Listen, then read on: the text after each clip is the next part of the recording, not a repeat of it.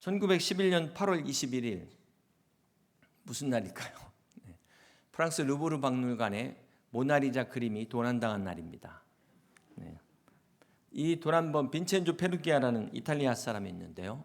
재밌는 것은 모나리자 그림이 도난당한 그날부터 2년 6개월 동안 다시 찾을 때까지 박물관 역사상 가장 많은 사람들이 이 모나리자 때문에 박물관을 찾았다고 합니다. 이렇게 대부분 많은 사람들은 잃어버리고 나서야 그 가치를 깨닫는다라는 사실입니다. 오늘 우리 가정도 마찬가지고 교회도 그렇습니다. 나라도 그렇습니다. 호국 보훈의 달을 맞아 우리가 나라와 민족을 생각하는 때입니다. 6.25 전쟁 중에 가장 치열한 전투를 꼽으라면 당연히 백마고지 전투를 꼽을 것입니다. 이 백마고지를 뺏기게 되면은 국군의 방어선이 12km를 후퇴해야 되고 철원 평야 전체를 북한에 내주게 됩니다. 어떻게든 사수해야 되는 것이죠. 그래서 이 전투에서 희생된 전사자만 해도 중공군이 14,000명이고 우리 국군은 3,500명이 전사했습니다. 자, 그럼에도 불구하고 이 백마고지를 지킬 수 있었던 이유는 여러 가지가 있지만 그 중에 하나는 1대대 1중대 1소대장인 강승우 소위와 오규봉, 안영권 하사가 배낭에 폭탄을 넣고 중공군 진지로 돌진해서 자폭을 했습니다. 이렇게 용기와 희생으로 백마고지를 지켜낸 것입니다. 사랑하는 성도 여러분, 나라를 지키기 위하여 목숨 바친 우리가 순국 선열들의 그 희생을 잊지 말아야 될 것입니다. 중요한 건 하나님이 함께 하시지 않으면 아무리 많은 목숨을 바쳐도 결코 지킬 수 없다는 사실입니다. 지금까지 우리 나라를 지켜주신 하나님께 감사하며 우리 나라를 위해서 더욱더 기도하며 나아가는 저와 여러분 다 되실 수 있기를 주님의 이름으로 축복합니다. 성경에 많은 전쟁의 기록이 나옵니다. 그 중에 또 가장 많은 전사자가 나온 그 전쟁이 바로 오늘 우리 함께 읽은 역대하 13장의 오늘 본문입니다. 오늘 본문은 6.25 같은 동족 상잔의 전쟁이 일어난 바로 북이스라엘과 남유다의 전쟁이 벌어진 내용입니다. 우리 역대하 13장 1절의 말씀을 같이 한번 보시겠습니다. 여로보암 왕 18째 해 아비야가 유다의 왕이 되고 예루살렘에서 3년 동안 다스리라. 그의 어머니의 이름은 미가요 기브아 사람 우리의 딸이더라. 아비야가 여로보암과 더불어 싸울세. 아비야는 싸움에 용감한 군사 40만 명을 택하여 싸움을 준비하였고 여로보암은 큰 용사 80만 명을 택하여 그와 대진한지라. 북이스라엘의 여로보암이 왕이 된 지 18년 되는 해 아비야가 남유다의 왕으로 세워지게 됩니다. 그리고 그가 예루살렘에서 3년 동안 다스리는 동안 3년째 이 남유다와 북이스라엘의 전쟁이 일어나게 됩니다. 이때 유다의 군사가 몇 명이라고요? 40만 명이라고 그랬고 북이스라엘의 군사는 80만 명입니다. 북이스라엘이 압도적인 군사적 우위에 있음에도 결과는 어떻게 됐을까요? 역대하 13장 17절을 같이 보시겠습니다. 아비야와 그의 백성이 크게 무찌르니 이스라엘의 택한 백성들이 죽임을 당하고 엎드려진 자들이 50만 명이었다. 자, 북이스라엘의 전사자만 50만 명이라는 겁니다. 우리 6.25 때 전사자 수가 우리 한국군은 13만 7,899명이었고 북한군은 21만 5천 명입니다. 그럼 남북한 전체 전사자, 사망자를 합치면 몇 명일까요? 35만 2,899명. 물론 이보다 더 훨씬 많겠죠. 통계가 이렇다는 것입니다. 6.25 때 죽은 남북한 수를, 군사들의 수를 다 합쳐도 오늘 본문의 북이스라엘의 전사자 수 50만보다 훨씬 적은 수입니다. 자, 이렇게 생각해 볼 때 얼마나 엄청난 전쟁이었나라는 것을 우리가 알 수 있습니다. 또 이 당시 인구는 지금보다 훨씬 적은 숫자였어요. 또 무기가 요즘과 같은 현대식 무기가 아닙니다. 칼과 창과 활로 싸웠는데 이런 엄청난 희생이 나타났다는 것은 정말 생각하기 끔찍한 전쟁이었다라는 것을 알 수 있습니다. 그렇다면 이 전쟁이 일어난 이유가 무엇이었을까요? 남유다와 이 북이스라엘이 싸울 때 유다 왕 아비야가 에브라임 산간 지역에 있는 스마라임 산 위에서 이렇게 외칩니다. 그 첫 번째 내용이 역대하 13장 5절인데요. 이스라엘 하나님 여호와께서 소금 언약으로 이스라엘 나라를 영원히 다윗과 그의 자손에게 주신 것을 너희가 알 것 아니냐? 다윗의 아들 솔로몬의 신하 느밧의 아들 여로보암이 일어나 자기 주를 배반하고 남봉꾼과 잡배가 모여 따름으로 스스로 강하게 되어 솔로몬의 아들 르호보암을 대적하였으나 그때 르호보암이 어리고 마음이 약하여 그들의 입을 능히 막지 못하였느니라. 여기 소금 언약은 하나님이 약속하시는 변치 않는 영원한 언약을 상징하는 소금 언약입니다. 자, 그 내용은 하나님께서 다윗의 왕조를 영원히 통치하도록 하나님께서 그렇게 보호하시겠다. 하나님이 약속하시는 그 내용이에요. 그런데 솔로몬의 신하였던 이 여로보암이 솔로몬의 아들 르호보암을 대적하고 반역을 일으킨 것입니다.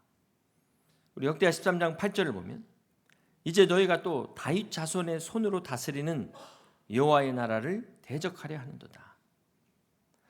솔로몬의 신하였던 여로보암이 솔로몬의 아들 르호보암을 대적한 것을 성경은 지금 뭐라고 이야기하고 있습니까? 여호와의 나라를 대적했다.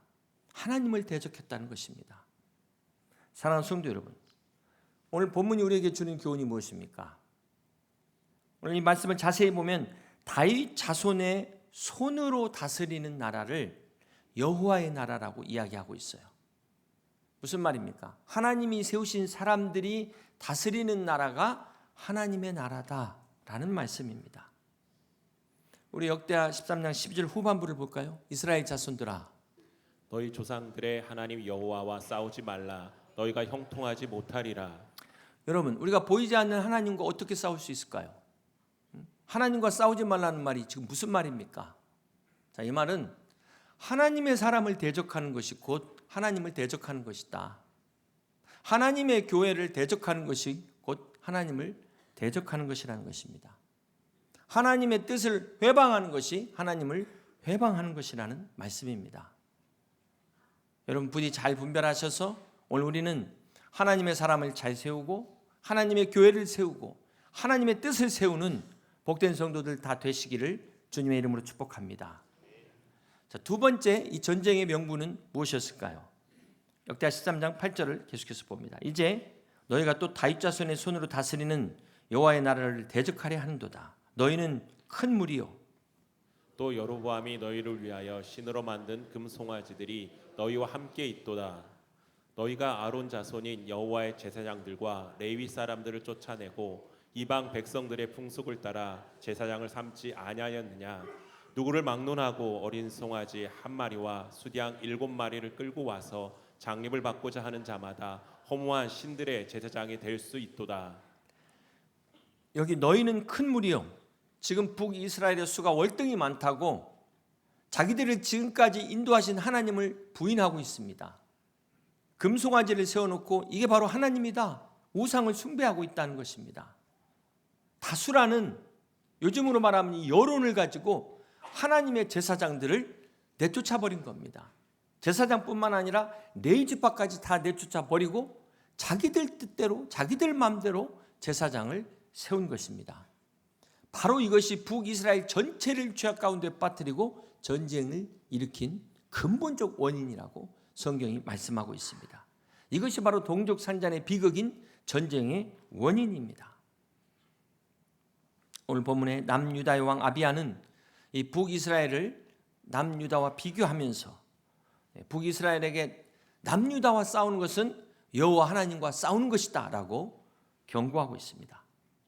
그럼에도 불구하고 이 북이스라엘은 자신들이 2배나 많은 이 군사의 수가 있다는 것, 이것을 가지고 남유다를 포위하고 공격을 하지만 결과는 어떻게 됐을까요?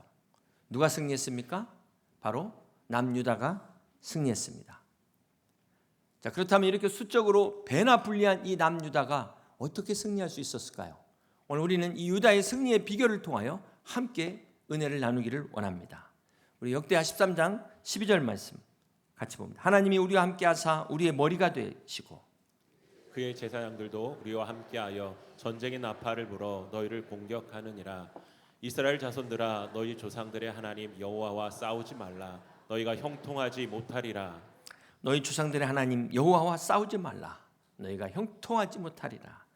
사필규정이라는 말이 있듯이 올바르지 못한 것들이 이렇게 잠시 승리하는 것 같아 보이지만 전국에 가서는 올바른 것들이 이기게 된다라는 말이죠.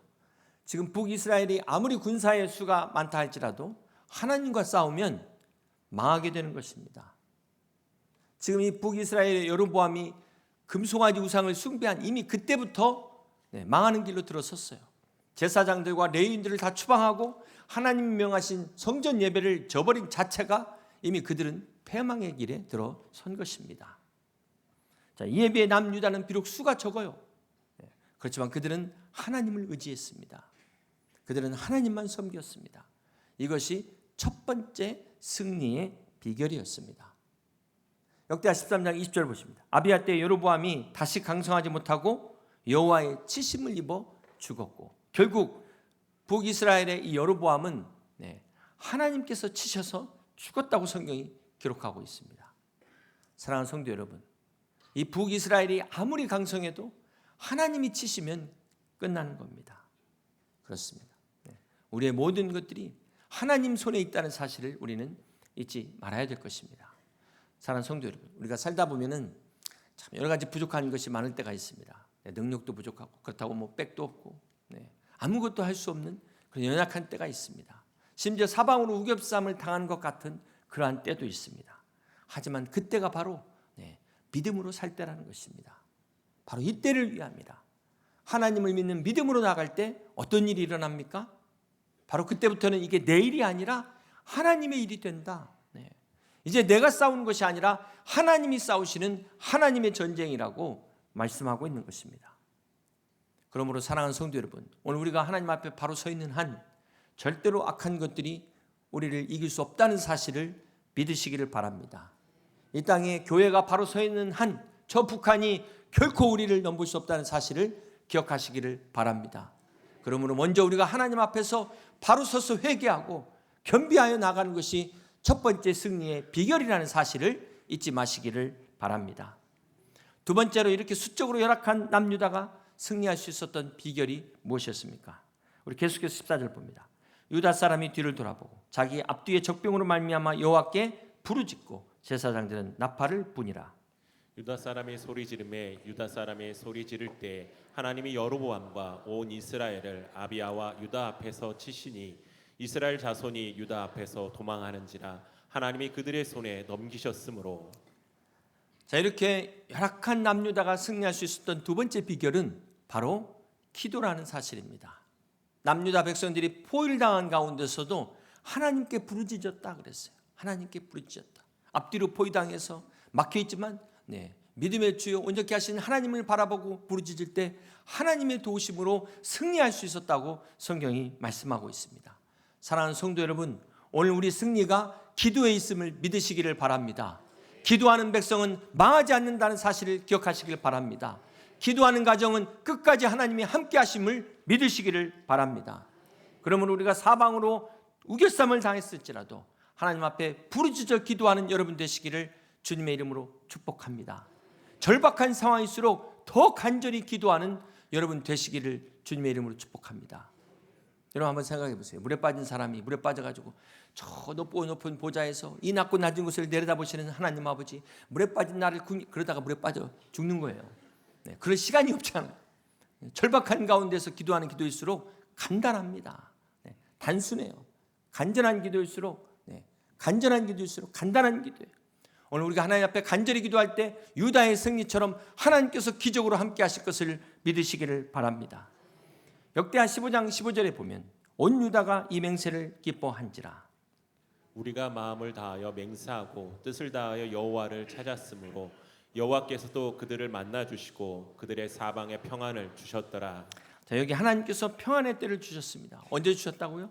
우리가 마음을 다하여 맹세하고 뜻을 다하여 여호와를 찾았으므로. 하나님을 찾을 때, 기도할 때 하나님께서 우리에게 평안을 주십니다. 이 평안이 응답이에요. 그럴 때 이 모든 환경도 하나님께서 역사하시는 줄 믿으시기를 바랍니다. 우리에게 평안을 주시는 하나님, 세상은 알 수 없는, 줄 수 없는 평안을 주시는 하나님, 그 국률이 많으신 하나님께서 반드시 우리의 기도를 들으시고 응답하신다는 사실을 기억하시기를 바랍니다. 오늘 그러므로 우리가 예수 그리스도 이름으로 기도할 수 있음에 감사하시고 끝까지 기도로 승리하는 저와 여러분 다 되시기를 주님의 이름으로 축복합니다. 이것이 두 번째 승리의 비결이었습니다. 세 번째 승리의 비결은 무엇입니까?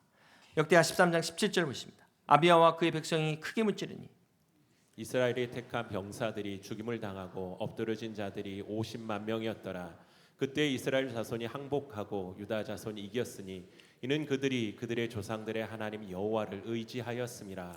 세 번째 승리의 비결은 그들의 조상들의 하나님 여호와를 의지하였음이라. 그렇습니다. 사랑하는 성도 여러분, 이 남유다가 군사 40만 명으로 북이스라엘의 80만 명을 이긴 것은 무엇을 말씀할까요? 잠언 21장 31절을 보면 싸울날을 위하여 마병을 예비하거니와 이김은 그렇습니다. 여호와께 있느니라. 우리가 아무리 노력하고 수고해도 하나님이 함께 하시지 않으면 다 헛수고라는 사실을 기억하시기를 바랍니다. 여러분, 제2차 세계대전 직전에 그 뮌헨 협정이 체결되었습니다. 영국과 독일과 프랑스, 이탈리아의 4개국 정상이 히틀러와 평화협정을 체결한 것이 바로 뮌헨 협정입니다. 그런데 불과 1년 후에 2차 세계대전이 일어났습니다. 1940년 5월 7일 프랑스 육군은 독일에 대한 경계를 풀고 휴가를 다시 허용했습니다. 그런데 3일 후에 5월 10일 히틀러가 독일 군대를 통해서 국경을 넘어 6월 14일 파리를 점령하게 됩니다. 여러분, 이 독재자와의 약속을 믿은 것이 얼마나 어리석은 일인가? 우리가 역사를 통해서 배워야 되지 않겠습니까? 미국은 1973년 파리 평화협정을 체결하면서 베트남에 주둔한 미군을 철수했습니다. 이 베트남은 평화협정을 체결한 지 3년 후에 1976년에 공산화가 됐습니다. 사랑하는 성도 여러분, 우리가 역사를 배우는 이유가 뭘까요? 이 비극적인 역사의 반복을 피하기 위해서 우리가 역사를 공부하는 것 아니겠습니까? 그러므로 우리는 가짜 평화에 속지 말아야 합니다. 평화는 전쟁을 반대하고 말로만 평화를 추구한다고 해서 평화가 오는 것이 아닙니다. 여러분, 우리가 우리 전쟁의 역사를 볼 때 병자호란과 임진왜란과 이 6.25의 공통점이 뭘까요?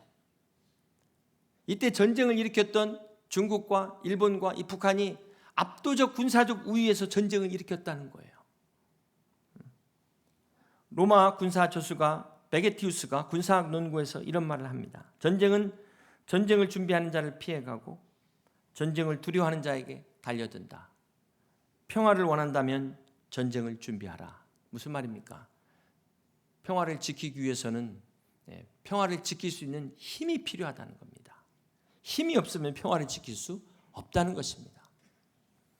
역대하 18장에 보면 남왕국의 여호사밧 왕, 하나님이 보실 때 선한 왕이었습니다. 그러나 그가 북이스라엘의 그 아합, 악한 왕과 화친해서 동맹을 맺은 것, 그것으로 인해서 하나님의 진노를 받게 됩니다. 사랑하는 성도 여러분, 평화는 역사의 주인인 하나님의 편에 서 있을 때, 하나님의 나라와 의를 구할 때 우리에게 주시는 축복이라는 사실을 잊지 마시기를 바랍니다. 무엇보다도 이 땅에 하나님의 진노를 쌓을 만한 일들을 중단해야 되는 것입니다. 우상 숭배를 철폐해야 됩니다.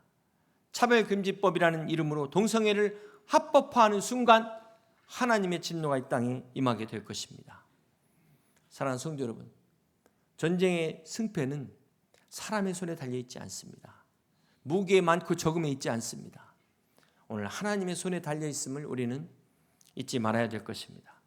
시편 146편 3절에 보면 귀인들을 의지하지 말며 도울 힘이 없는 인생도 의지하지 말지니 그의 호흡이 끊어지면 흙으로 돌아가서 그날에 그의 생각이 소멸하리로다.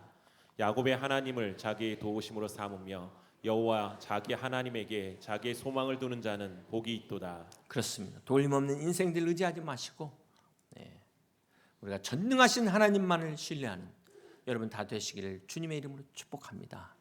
살아계신 하나님께만 소망을 둘 수 있는 우리 복된 성도들이 되시기를 주님의 이름으로 축복합니다. 지난주에 22대 국회가 시작이 됐습니다. 1948년 5월 31일 제1대 국회가 시작된 날입니다. 재헌국회 제1차 회의록에 보면 이런 내용이 나와 있습니다. 임시의장인 이스만 박사가 의장석에 등단해서 전 국회의원들 앞에서 하나님께 기도하자고 제의를 합니다. 그리고 이때 이윤영 의원, 목사님이시죠? 이분이 기도한 내용이 회의록에 기록되어 있습니다. 여러분 그대로 한번 소개해드리겠습니다.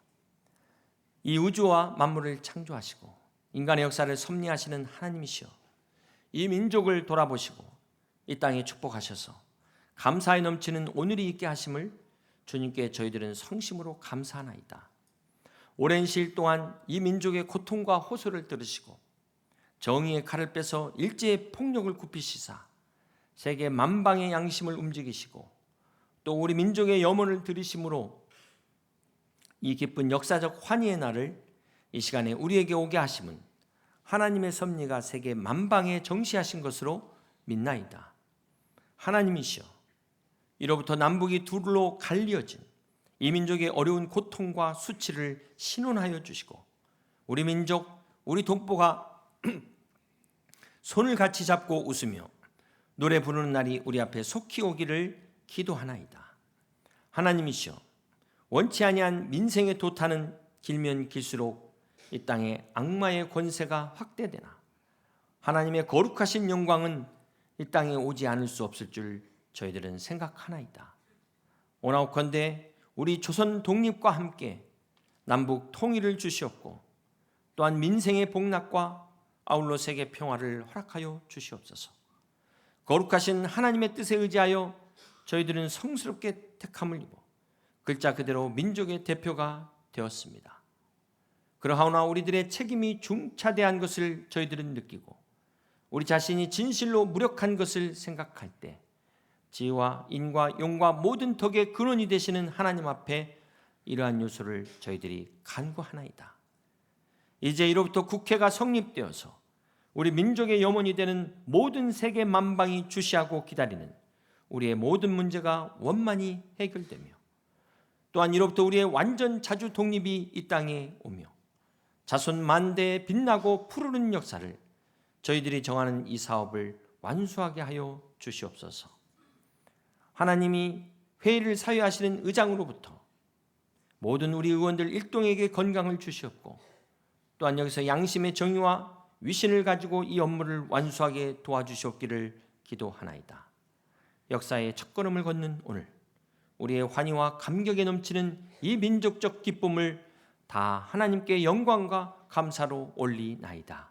이 모든 말씀을 주 예수 그리스도 이름 받들어 기도하옵나이다. 아멘. 이렇게 기도로 시작된 국회입니다. 사랑하는 성도 여러분, 오늘 우리나라는 아직도 전 세계 유일한 분단 국가라는 사실을 우리는 잊지 말아야 될 것입니다. 언제든지 상황이 변하면 전쟁이 다시 일어날 수 있다는 사실을 우리는 기억해야 될 것입니다. 이때 우리의 소망은 군대도 아니고 핵무기도 아니고 오직 하나님만이 우리의 진정한 소망이라는 것을 잊지 마시기를 바랍니다. 이 하나님의 보호하심과 이 은혜가 우리 대한민국에 영원토록 함께 하시기를 주님의 이름으로 축복합니다. 그러기 위해서 먼저 우리 믿음의 성도들이 깨어서 이 땅을 위해서 진정한 평화를 위해서 기도할 수 있는 복음으로 통일되는 그날을 위해서 우리가 함께 부르짖어 하나님 앞에 기도하며 나가는 우리 여의도 침략의 모든 성도들이 다 되시기를 주님의 이름으로 간절히 축원합니다.